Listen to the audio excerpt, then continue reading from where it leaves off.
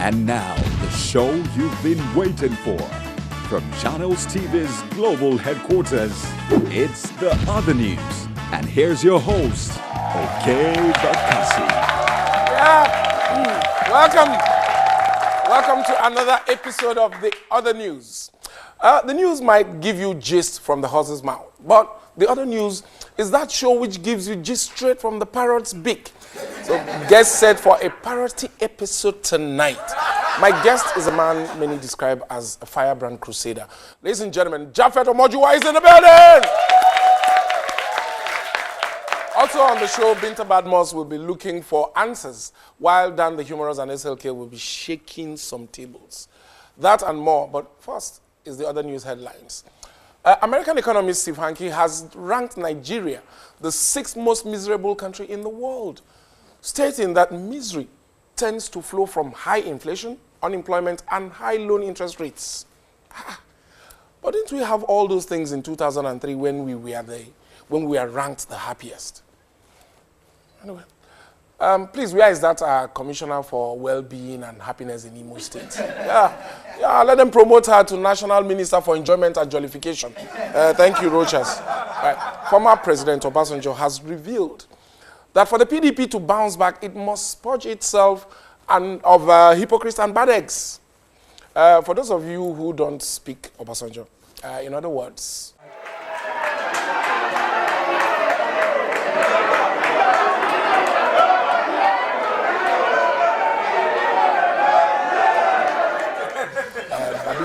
I think it'd be like, say, Baba, they ask for membership card renewal. Since the grass is not greener on the other side of statesmanship, if you catch my drift. To ensure uninterrupted electricity supply in Aso ROck, the federal government has concluded arrangements to procure a dedicated supply of power to the president's residence directly from the national grid. I hope the federal government checks their power card reader before they celebrate. Because high supply of high currents is known to cause high blood pressure and hypertension due to the high price of electricity, although we are the ones paying for it. And now to other matters. Education. In some countries, education looks like this, while in some countries... Like Nigeria. Who said that? As I was saying, in some countries, education looks like this guy. Sorry, take tissue. I'm sure if I ask Nigerian education, why are you crying? He will probably say, why won't I cry? Why would I cry when Boko Haram is beating me on the left side and collapsing schools are flogging me on the right? And strikers are striking me in the middle.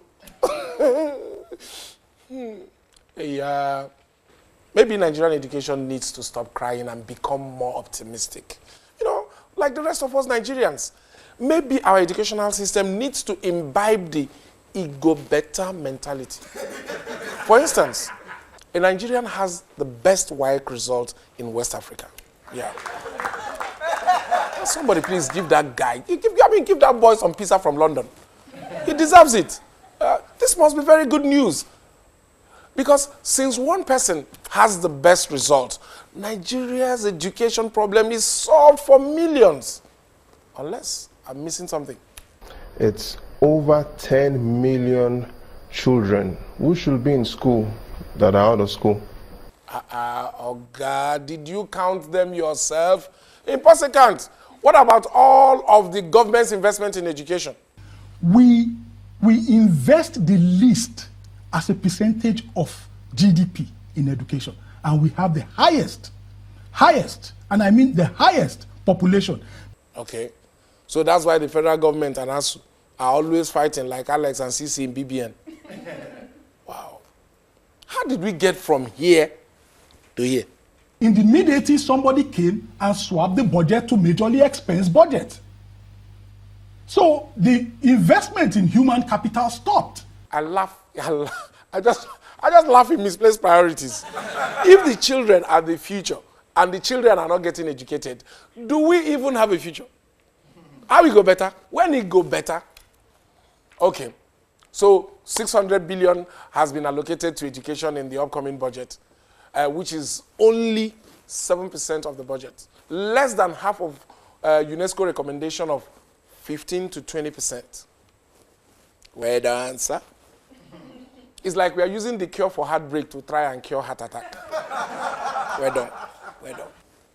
Anyway, it's not as if this education thing is really important. After all, with little or no education, the youth still manage to get degrees.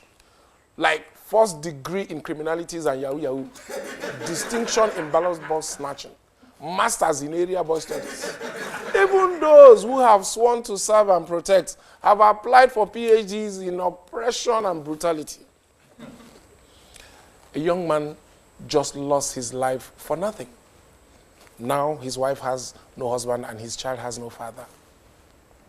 Hashtag end SARS. Hashtag end oppression. Hashtag end brutality.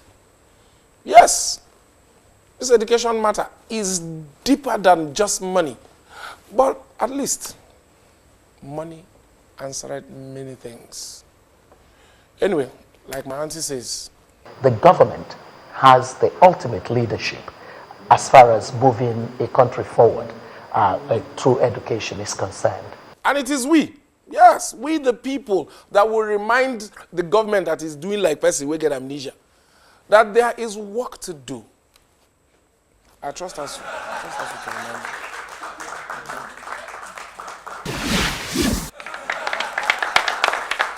In several countries around the world, horns can only be used in moderation, but not in this country. So what if the irresponsible honking of horns was banned in Nigeria? Would life as we know it come to an end? We'll find out in a segment we like to call Binta Takes the Temperature. Binta, don't forget your thermometer. Yes, okay, I am with my thermometer. Well, most Nigerian cities are plagued with noise pollution, and it's time for Binta to take the temperature. So up the streets we go to find out more.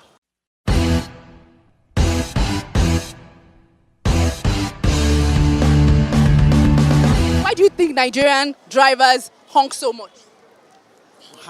You know, so many Nigerians are thinking when they're walking, if the noise also is not too loud, they cannot hear. Maybe you saw something that we want to pass and it's stopping us.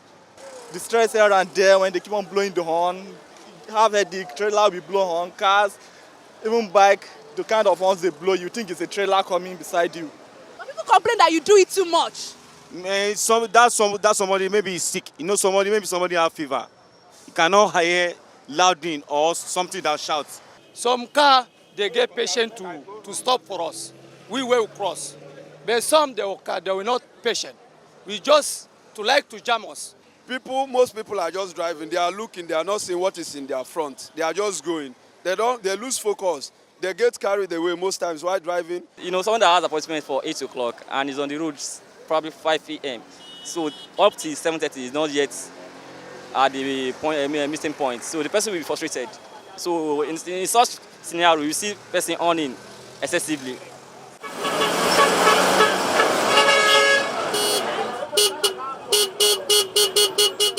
Wàhálà àwọn ọ̀nù gan ti pọ̀ jù ní Nàìjíríà because already gbogbo èèyàn ti kú sára tán torí kò sówó.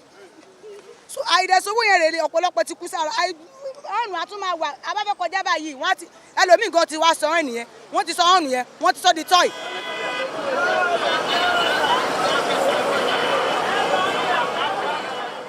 People tend to want to just blare the horn unnecessarily because they want people to they want to get attention to people to see the kind of cars they are driving sometimes. But sometimes I think that it is not really nice when you have to do that. But of course, you know, Lagos State, you know, we have so many drivers that I don't want to, because we're on here, but we have so many drivers that can be so annoying that they do these things all the time. So I just want to say that if it is not necessary to use your car on, please do not do it because it's a kind of noise pollution. Nigerians have spoken, and my temperature fluctuates between absent-mindedness and the state of the economy. So, most drivers attribute their overblaring of honks to the state of mind of the passers-by. Nigerians, them say me una dey hear word before noise pollution takes away our hearing.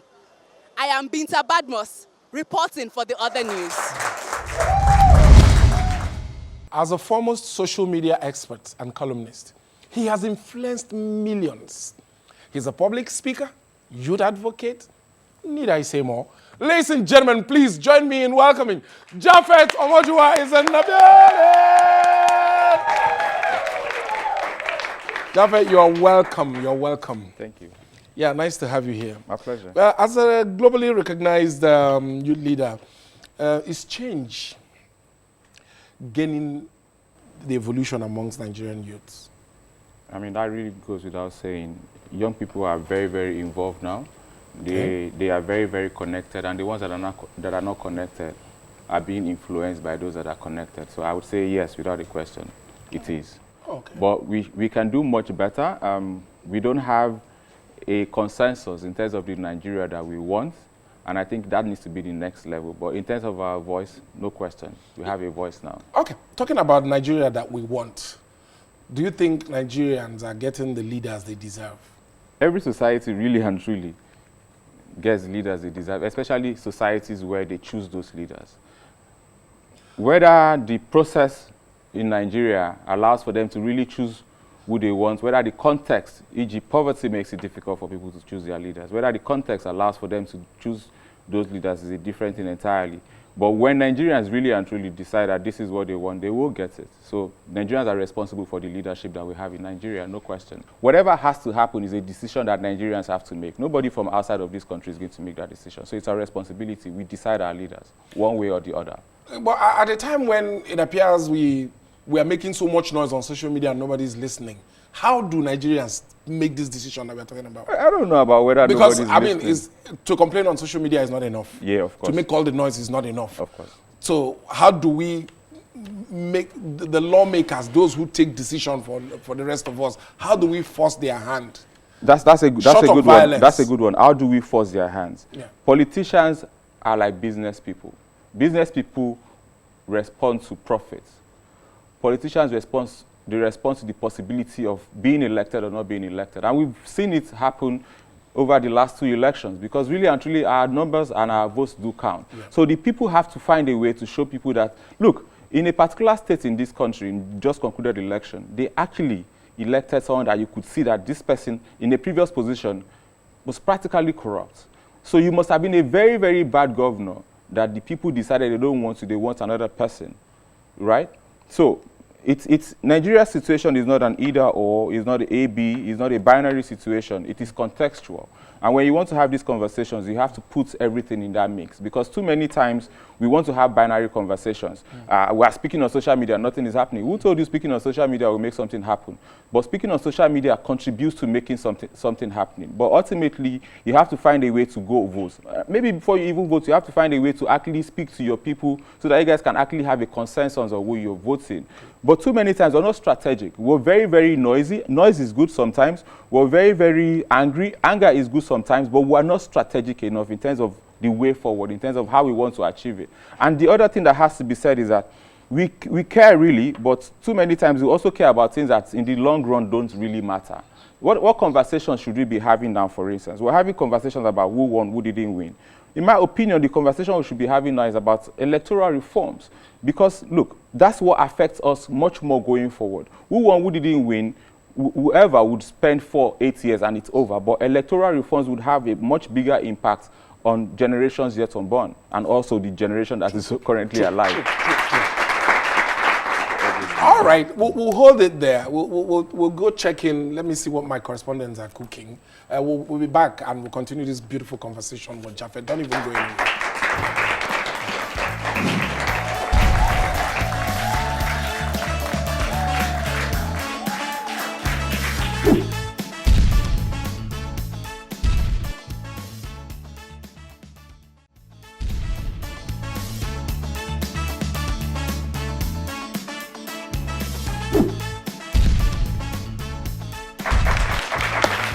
It's still the other news. Yeah, while the correspondents are standing by to unleash what they have for the week, my conversation with Japhet will continue. Japhet, yeah. Looking at the country, you are an advocate of restructuring. and not too young to run. But there's this confusion about people understand restructuring in so many different ways. What aspect of our lives do you want restructured? For me, restructuring means that we need to devolve power.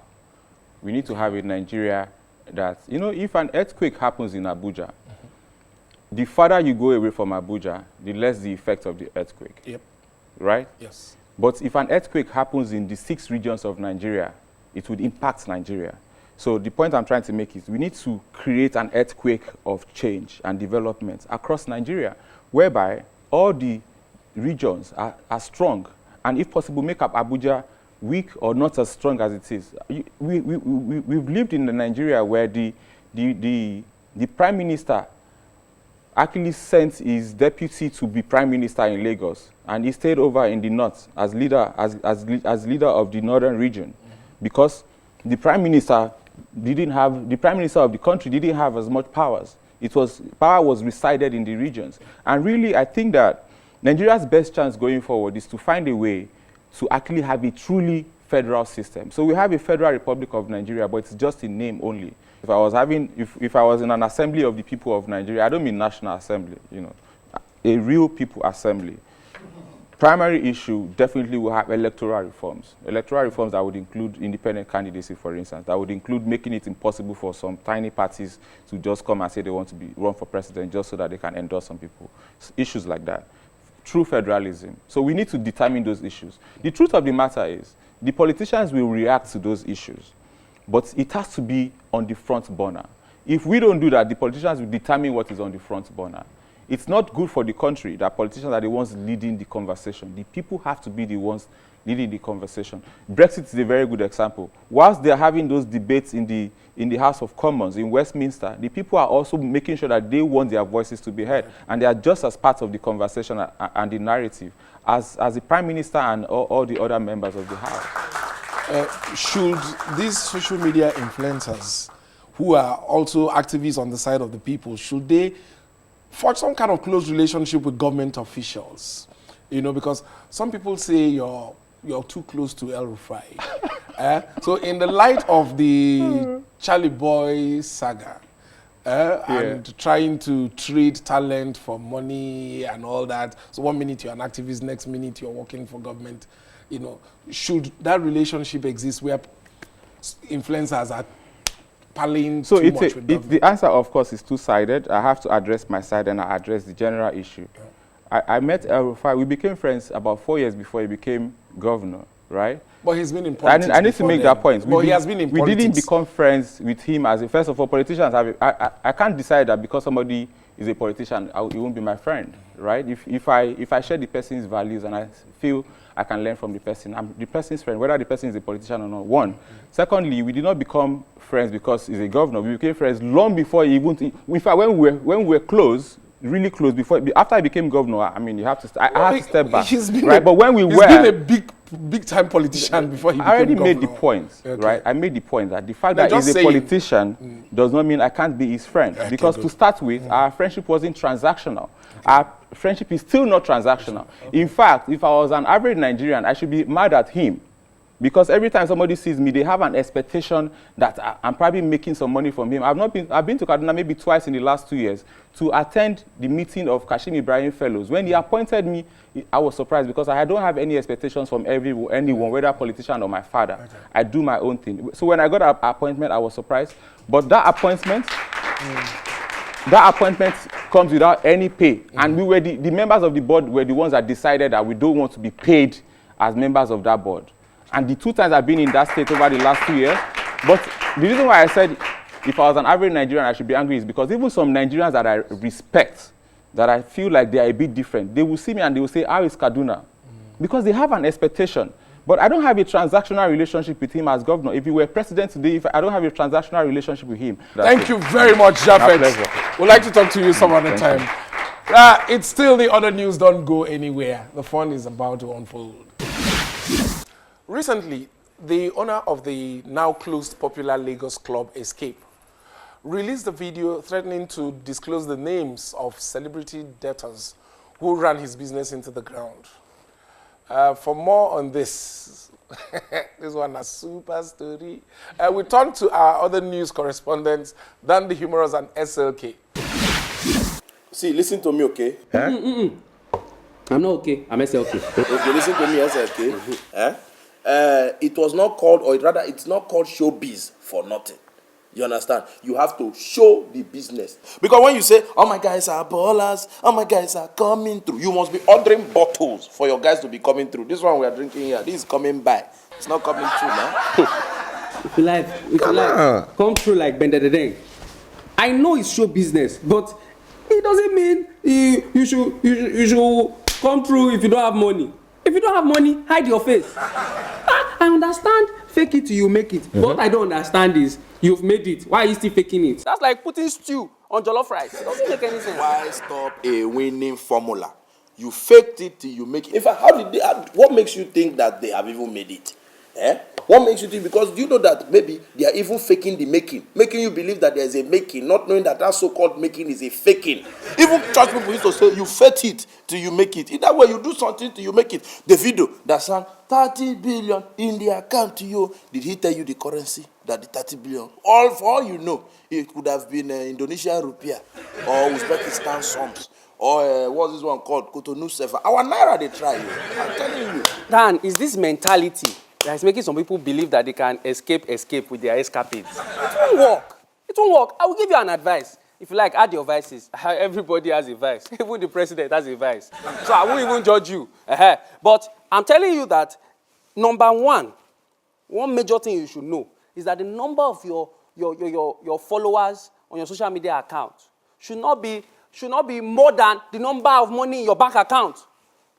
Let me explain, because I know you don't really have sense. Now, if you have 20,000 followers in your Instagram account, it should not be, you should have more than that in your bank account. So what about that has 4,000 followers? No, you're still okay. You have 4-5 in your account now. Instead of doing social media giveaways, why don't you give giveaways to your creditors?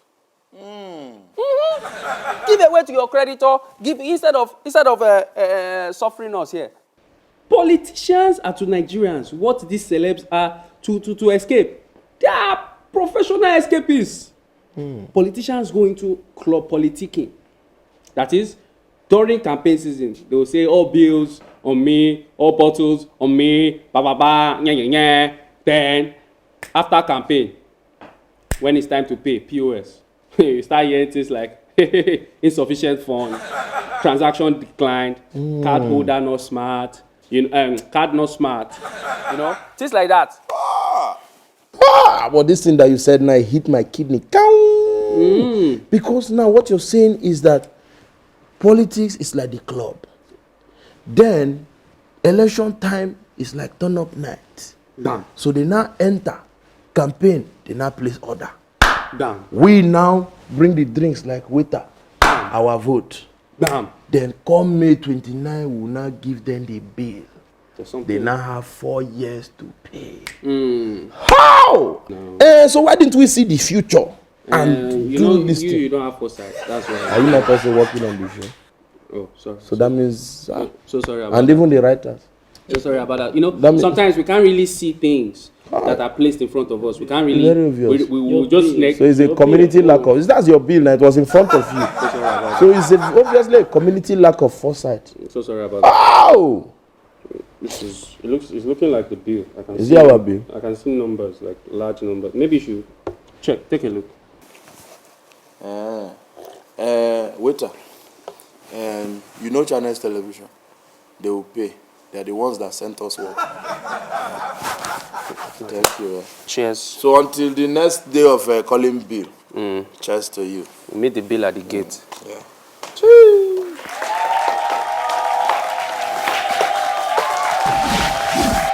Round of applause from Dan and SLK. This brings us to the end of the show. We hope you were delighted from start to finish. To be delighted live and direct, call the numbers on your screen, and you can be part of our live studio audience. Also, to be delighted round the clock and on the go, follow us at the Other News CTV on all our social media platforms. Our people say that the people who close their eyes to facts is always learning accidents. My name is Okey. Shine your eyes.